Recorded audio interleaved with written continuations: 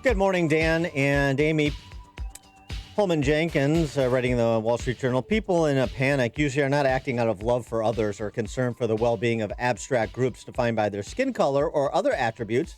They're acting from a self-preservation motive. That's corporate America, and it's political virtue signaling right now. What's more, if you support the Black Lives Matter policy agenda, whatever it is, I'll tell you what it is, Holman, it's Marxism, you would be wrong to think corporate America is being co-opted by the money it feels obligated to donate. The co-opting will work the other way, as Black Lives Matter-related groups get used to having corporate money. And he goes on to explain how that will have that money will have very little effect on uplifting those who are struggling with a lack of opportunity in urban centers. Right? You want to do something real? You want to do something real? The best thing you can do for any child in the U.S., get him or her out of a high-crime, high-poverty neighborhood. Any child.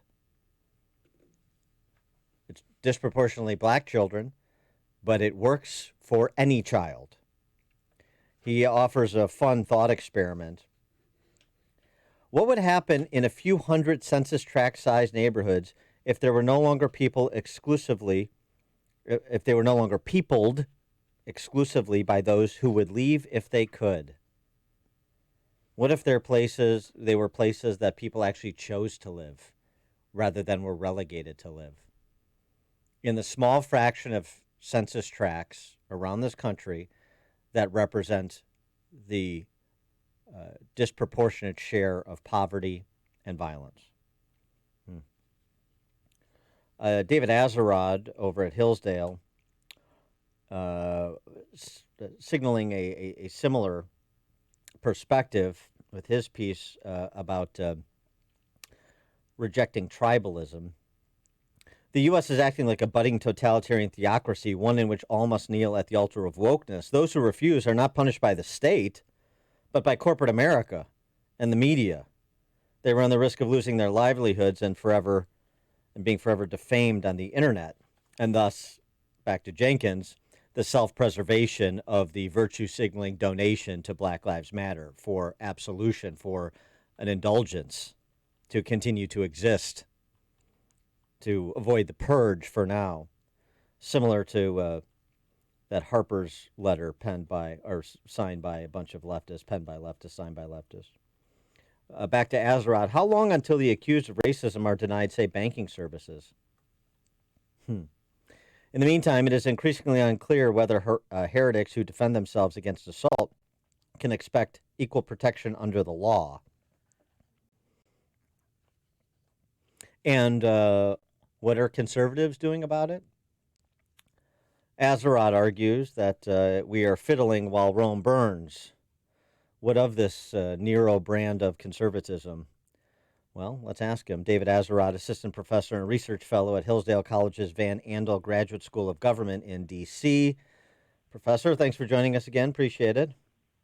Thank you for having me. Good morning. Good morning. And so your critique of conservatives' response to what we're all seeing and describing, that it is, as I said, as you wrote, fiddling while Rome burns. How do you mean?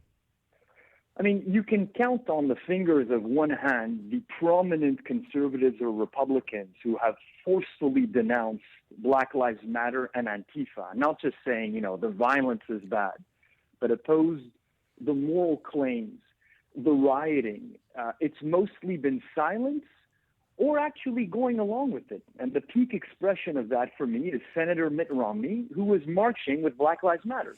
Right. I mean, this, I don't need to remind you, is the fellow who the Republican Party nominated in 2012. And I do not think he's representing the views of his constituents in Utah. It's also entirely foolish, as if they're not going to come from him one day, as if there's any way to appease this mob. Yeah, they may not come for him first, but there's no limiting principle to what they're after. My understanding, though, he was walking with a Christian group and they weren't chanting. It was a silent prayer march. The visuals are not good. The country's in flames. There are violent riots across the country.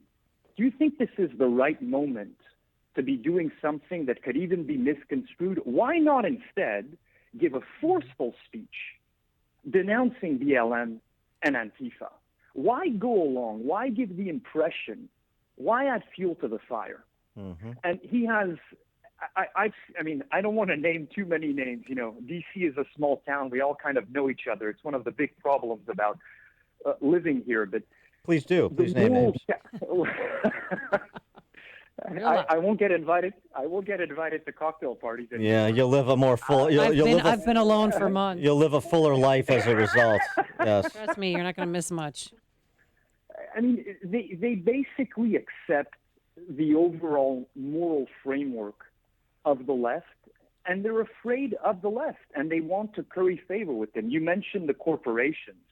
I mean, I think for the corporations, it's very good business to do this because it allows them to morally launder their corporate natures. They're no longer multi-billion-dollar corporations that underpay their workers and maybe pollute. No, they're masquerading as nonprofits that are here to make the world a better place, clean up the environment, and support social justice. And consumers, in particular leftist consumers, are quite eager to be taken in by it and to give them a free pass and not ask questions about, say, the conditions of workers in Amazon warehouses, because Amazon flies the black flag or the gay flag or whatever it is, whatever color flag they need to fly that week. You write in your piece in the American Conservative about beyond conservatism. The new right, which has no name as of yet, is anchored in the realization that the conservative project in America today is fundamentally a counter-revolutionary one. We lost, they won. Painful as it is to admit, we no longer feel at home in our own country. In this progressive theocracy in which all must worship at the altar of wokeness, conservatism, if one can even still call it that, is more about overthrowing than conserving. Is that necessary? I mean, is it being a counter-revolutionary movement, that's a recognition of the necessity of the age. It's not necessarily a desire philosophically. Is that fair? Yeah, I mean, I have, it's not my preferred outcome, but if you look at the state of America today, if you look at the enormous success of the various waves of progressive leftist and liberal revolutions over the 20th and 21st centuries, you must admit that the country has been fundamentally transformed. I mean, the authoritative norms promoted in the most powerful institutions across the country are progressive ones. People who still believe in traditional Christianity, who are deeply patriotic, are more and more reluctant to express some of their views in public. They are the ones who are getting punished. All of the pieties that the regime enforces are those of the left. Now, I think the cause is not lost because I suspect there's a majority of Americans who still cling to the old America, or the best aspects of it at least, the idea of equality under the law, of meritocracy, of religious liberty, of free speech, of a Second Amendment. But they're a besieged silent majority. And what the conservative movement needs to realize is that we're not really in the business of conserving. We're in the business of doing what the left did, which is marching through the institutions, regaining institutional power, and reshaping the regime. I mean, the end goal would be our pieties are once again authoritative. David French, on the contrary, argues that, look, today we have more religious liberty than we did 30 years ago. He suggests that what we're really seeing is Christians losing political power, even at the same time as our religious liberty has expanded. And so we need to cop to that because sometimes we haven't exercised political power very judiciously or even handedly. And so there's a distinction to be made between the religious liberties we enjoy, which are more pronounced than they were 30 years ago, he argues, and the political power that we don't. I mean, look, the Supreme Court has thrown the religious right a handful of bones with some decisions that protect religious liberty. And he seems to think that that's cause for celebration. I don't, because I see the overall culture becoming more and more hostile. And what we have a setup right now where we do have some sort of a progressive theocracy. It's just we've carved out some spaces and said, okay, churches are exempt from this. But let's be honest, how long can the situation last? And then also, what about Christians who are not running churches? What about Christians who are running schools or bakeries or who are photographers? They're not being protected. So you have a very dangerous situation, and French is oblivious to this, where the overall culture is deeply hostile to, for example, the Christian teaching on marriage or on sexual morality. And for now, the court has given some, I consider them temporary exemptions to religious institutions. But I think the long-term trends are not good. And we all know that the court can change on a dime, as if there's any consistency in the Supreme Court. And you'd have to be foolish as a conservative to place your long-term trust in the vagaries of the Supreme Court. Well, and a friend of mine who works at Touchstone Magazine, responding to French, David French argues that the Little Sisters of the Poor have more religious liberty today than they did 30 years ago for winning a lawsuit that no human being on planet Earth would have brought against them 30 years ago. So yeah, I think that's a really good point. Is saying something about the culture. Here's another argument I hear in defense of things aren't as bad as you think. And I'm not looking for things to be bad. I'm just observing and trying to understand that. But are we a little bit of some conservatives? Are we fish who don't know we're in water? The society is more tolerant than you think because we're susceptible to the availability heuristic, increased mistaking the increased ease with which we can recall a few noteworthy cases for increased frequency of such cases. That's one contention. And the other is that social media, the local is now global. So we're hearing about more problems, not because there are more, but we have access to information from all over, so we hear it more. How do you respond to those arguments? I mean, it's easier for us to hear about bad news and to work ourselves up. And yeah, you definitely have an echo chamber phenomenon. That being said, if you dispassionately and calmly and in a scholarly way assess the trajectory of the country, just say since the 1960s, the elite institutions, and you do a comparison 50 years ago to today, and you look at the overall trend, you look at the opinions of millennials, of Generation Z people, you look at the next generation that will take over the universities and the corporations, I don't think that this is a case of being in an echo chamber. I mean, the elite institutions in America are all pushing woke social justice.